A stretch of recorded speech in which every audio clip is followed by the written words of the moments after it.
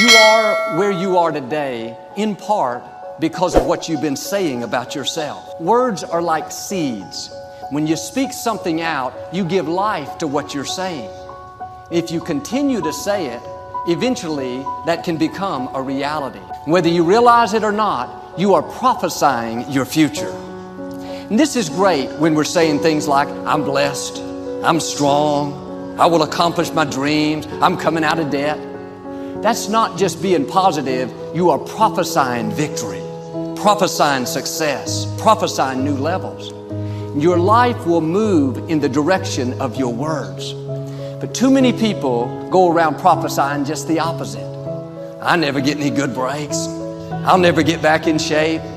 Business is slow. I'll probably get laid off. Flu season is here. I always get it. They don't realize they are prophesying defeat. It's just like they're calling in bad breaks, mediocrity, lack. The scripture says we will eat the fruit of our words. You are planting seeds when you talk. At some point, you're going to eat that fruit. My challenge is make sure you're planting the right kind of seeds. If you want apples, you have to sow apple seeds. If you want oranges, you can't plant cactus seeds, poison ivy seeds, mushroom seeds. You're going to reap fruit from the exact seeds that you've been sowing. In other words, you can't talk negative and expect to live a positive life. You can't talk defeat and expect to have victory. You can't talk lack, not enough, can't afford it, never get ahead, and expect to have abundance. If you have a poor mouth, you're going to have a poor life. If you don't like what you're seeing, start sowing some different seeds. Instead of saying, I'll never get well, Joel, this sickness has been in my family for 3 generations. No, let me give you the right seeds. God is restoring health back unto me.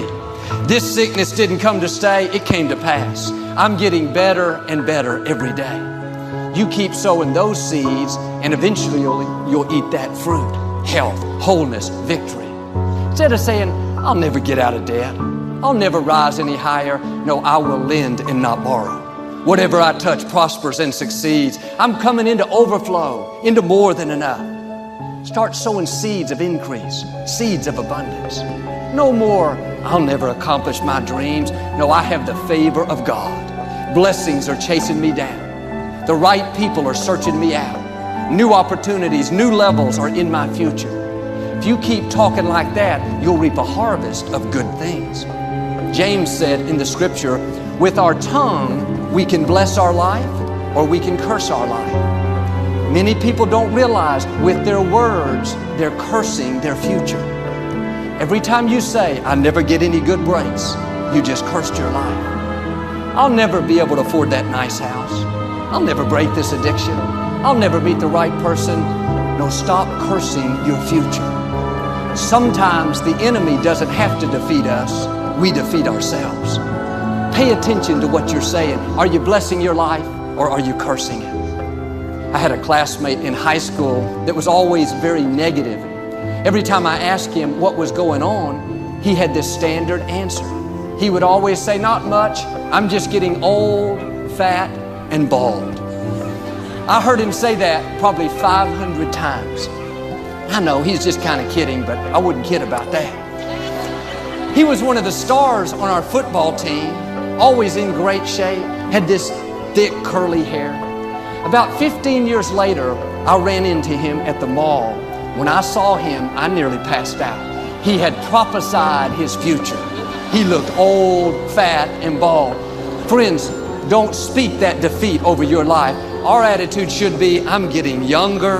God is renewing my youth like the eagles. I'm getting stronger, healthier, better looking. I'm gonna keep my hair. I'm gonna stay in my right mind. I'm gonna live a long, productive, faith-filled life. Don't go around cursing your future. Start blessing your life. Prophesy good things.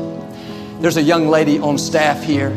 Every morning before she leaves the house, she looks in the mirror and says, girl, you're looking good today. I saw her one time and asked if she was still doing it. She said, yeah, in fact, today when I looked in the mirror, I said, girl, some days you look good, but today you look really good. Why don't you stop criticizing yourself? Talking about all the things you don't like. How you're getting too old and too wrinkled, too this, too that. Stop cursing your life and start blessing your life. Start calling yourself healthy, strong, talented, beautiful, young. Every morning before you leave the house, look in the mirror and say, good morning, you good-looking thing. Look at me. Can you see how red my eyes are? I always say, no, Victoria, you look beautiful. You look as great as ever. She says, no, I don't, Joel. I know you. You won't tell me. She's right. I don't want to speak defeat. I want to speak victory over her life. I wonder what she would do if I ever said, yeah, you're right. You don't look good at all. I'm smarter than that. I know this man that was so concerned that he was going to get Alzheimer's disease. Several people in his family had it. A grandfather, a great uncle. He was in his early 50s, but he was always talking about what might happen.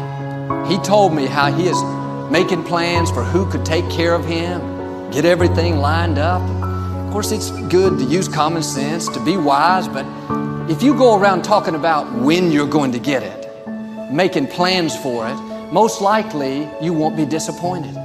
You're calling it in, just like you're sending it an invitation. I told him what I'm telling you. Don't say another time that you're going to have Alzheimer's. Start declaring, no weapon formed against me will ever prosper. I will live out my days in good health, with a clear mind, with good memory, with clarity of thought. My mind is alert, my senses are sharp, my youth is being renewed. You got to prophesy health. Prophesy a long, productive life. Your words will become your reality. One time I was working on my garage door back then. I couldn't get it to go up. I was kind of frustrated. I didn't even realize Alexandra was there, but under my breath I said, this thing is never going to work. I heard this little voice speak up, Daddy, you're going to have what you say. Oh, it's terrible when your own children believe your messages. You're not snared by what you think. Negative thoughts come to us all. When you speak them out, you give them life. That's when they become a reality. When you say, I'll never get back in shape, it becomes more difficult. You just made it harder. When you say, I never get any good breaks, that stops the favor that was ordained for you. If you say, I'm not that talented, I don't have a good personality, that is setting the limits for your life. That is calling in mediocrity.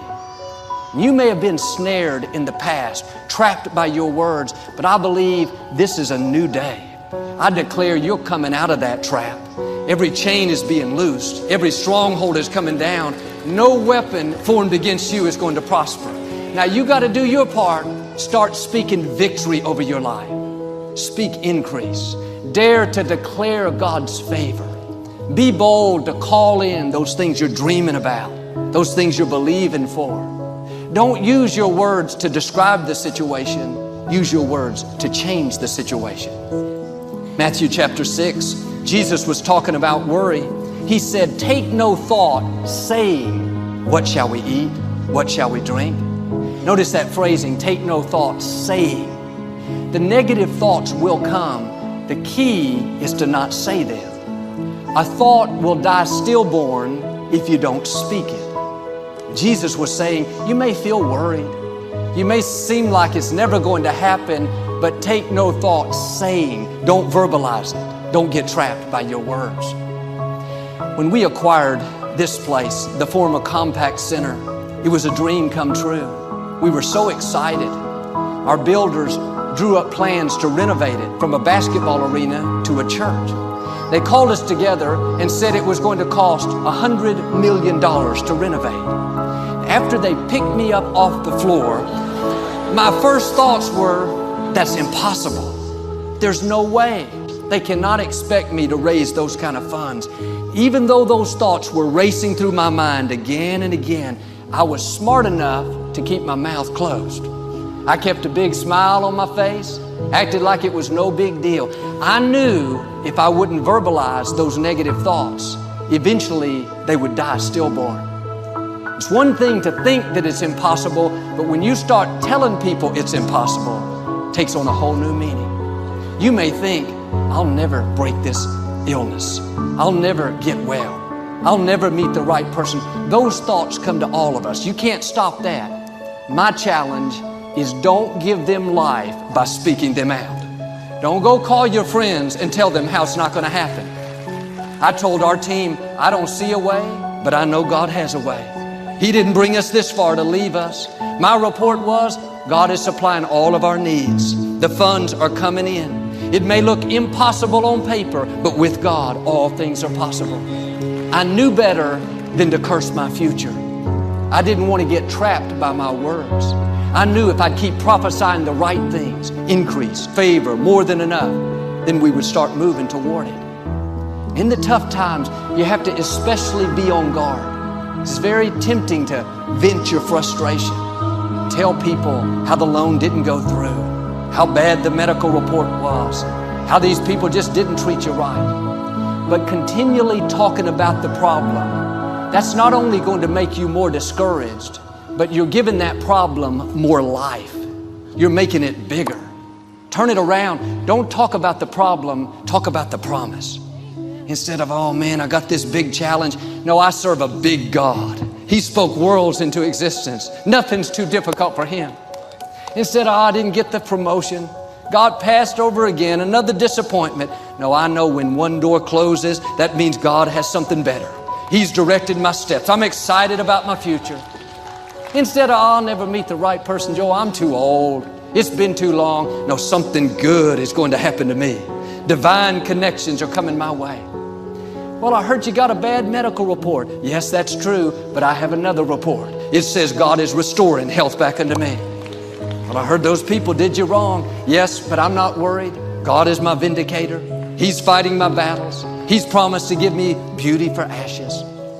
See, in life, there are always two voices vying for your attention. The voice of faith and the voice of defeat. You'll hear